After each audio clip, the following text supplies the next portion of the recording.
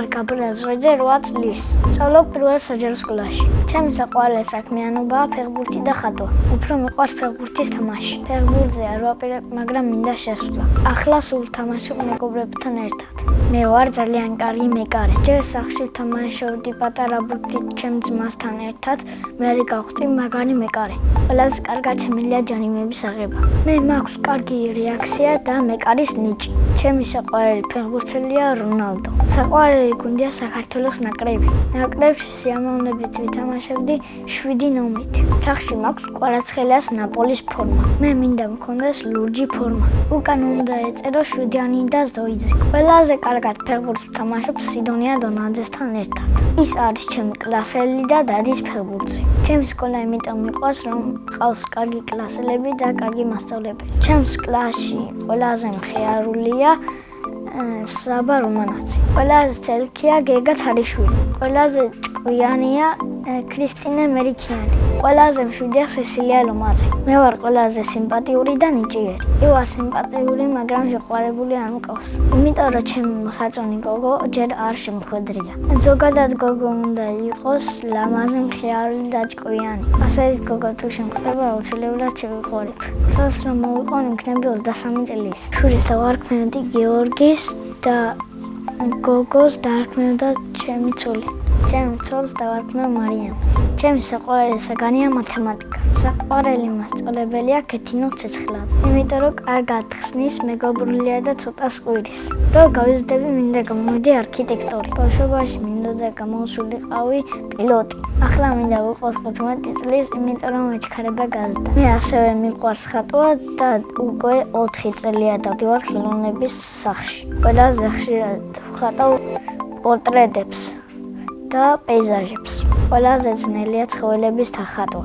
ყველაზე ადვილია მთების და მდინარეების დახატვა. ხელოვნების სახლში ჩემი ხატვის მასწავლებელია ლალი ღუნჯილია. ისეთი კარგი ადამიანია, რომ ყველა მისვლა მიხარია.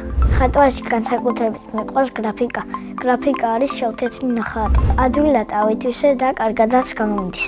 ერთხელ სამხატვრო სკოლაში მქონდა გამოფენა. ვურევდი ჩემი ნახატები რომ მოწონდათ და ძალიან კარგი შეგრძნება იყო. 3 ნახატი მქონდა გამოფენილი და სამივე მე ვიყიდე. თითო ნახატი ღირდა 5 ლარი. მინდა ისე კარგად ვხატო, რომ ჩემი ნახატები ღირდეს მილიონები. ვერ ვფლი რომ მქონდეს დავეხმარებოდი გაჭირვებულ ხალხს. პირველ რიგში დავეხმარებოდი მოხუცებს. პირადად ჩემთვის ვიყიდდი 2 სართულიან კერძო სახლს. ექნებოდა დიდი ეზო, დიდი აუზი და მეყოლებოდა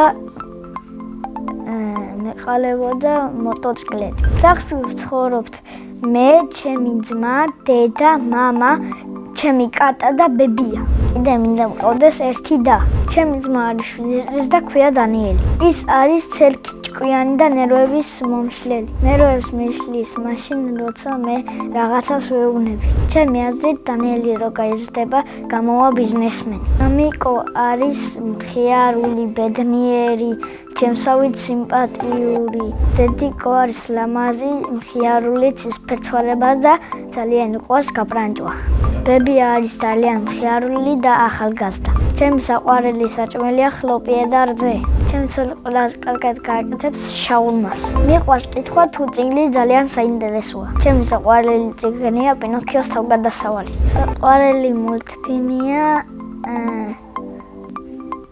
სპაიდერმენი. ჯადოსნური ჯოხი რომ მქონდეს, ყველა გაჭირვებულს მივიცემ $1,000,000.